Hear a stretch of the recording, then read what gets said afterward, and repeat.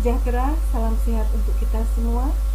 Bertemu dengan saya, Ibu Katarina Dewi Wisatawati, yang akan menemani anak-anakku, khususnya kelas 12 MIA SMA Frater Bentusko Banjarmasin, dalam video pembelajaran biologi. Semoga kalian semua tetap sehat dan semangat selalu meskipun di masa pandemi seperti ini. Kita awali pada materi yang pertama, pada bab yang pertama di semester ini, yaitu pertumbuhan dan perkembangan, khususnya pada tanaman atau pada tumbuhan. Apa itu pengertian pertumbuhan? Apa pengertian perkembangan? Ya. Pertumbuhan adalah proses bertambahnya ukuran, baik volume, massa, dan tinggi pada makhluk hidup akibat dari pembelahan sel secara mitosis pada tubuhnya, dan pertumbuhan ini bersifat irreversibel. Ya, artinya, jadi misalkan dalam konteks pertumbuhan tanaman, irreversibel itu artinya tidak bisa kembali atau balik pada kondisi awal. Misalkan tanaman yang sudah ditanam sekian tahun tumbuh kemungkinan dengan tinggi sekian meter, maka tidak bisa dia balik lagi menyusut, ya, jadi tinggal berapa senti. Itulah yang dinamakan pertumbuhan yang bersifat irreversibel, ya, kalau pada tanaman seperti itu. Kemudian perkembangan.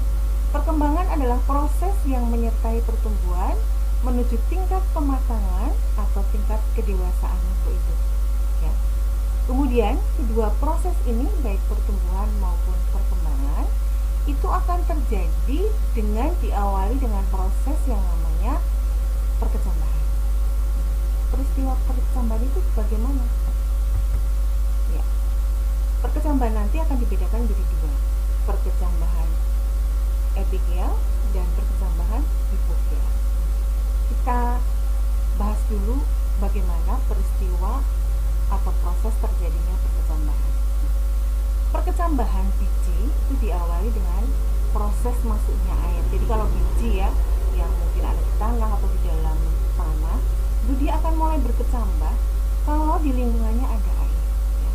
Air masuk ke dalam biji secara inhibisi, kemudian air tersebut merangsang embrio yang ada di dalam biji untuk mengeluarkan hormon giberelin, ya. Kemudian hormon giberelin itu untuk apa? Untuk pelepasan enzim, ya.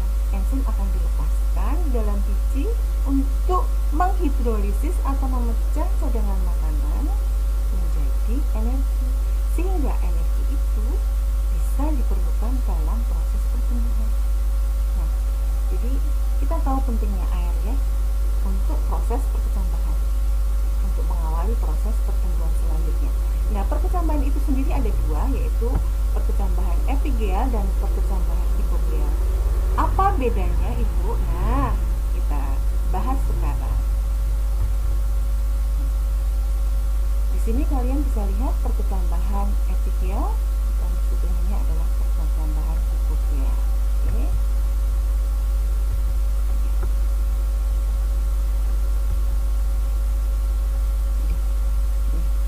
Untuk perkecambahan epigel, kalian perhatikan, ini adalah biji.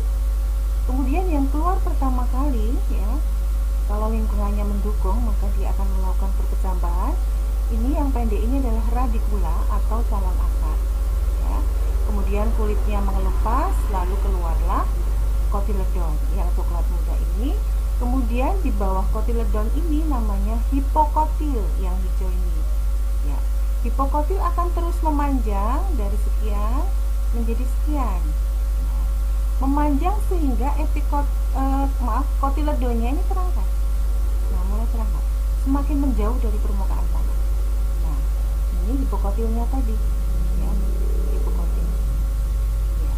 Kemudian dari kotiledon dari dalam ini akan muncul epikotil, ya. Epikotil itu di atas kotiledon muncul, ini epikotil dan tumbuh menjadi daun.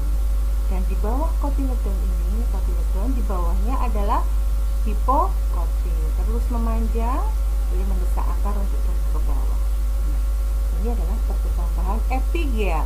Lalu perkecambahan hipogeal, ini biji, ya, biji dalam lingkungan yang baik. dia akan berkecambah. Yang muncul pertama kali adalah radikula atau calon akar, keluar lalu tumbuh menjadi akar. Kemudian akan mulai kelihatan kotiledonya. Di atas kotiledon ini namanya yang hijau ini epikotil. Ini epikotilnya semakin memanjang. Ya, epikotil memanjang lalu tumbuhlah daun. Karena bagian atas kotiledon yang memanjang, maka kotiledonnya ini tetap berada di dalam tanah. Dia ditinggalkan oleh epikotilnya yang memanjang ini ke atas. Ya. Nah, kotiledonnya tetap berada di dalam tanah. Jadi perbedaan epigel dan hipogel, kalau epigel itu kotiledonnya terangkat di atas permukaan tanah. Yang mengalami pemanjangan adalah bagian hipokotil.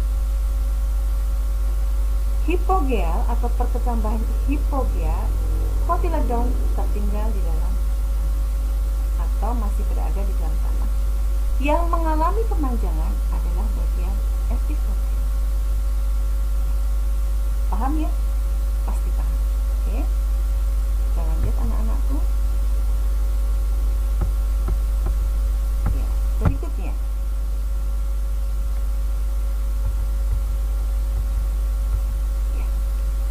Pertumbuhan dan perkembangan itu dipengaruhi oleh berbagai faktor.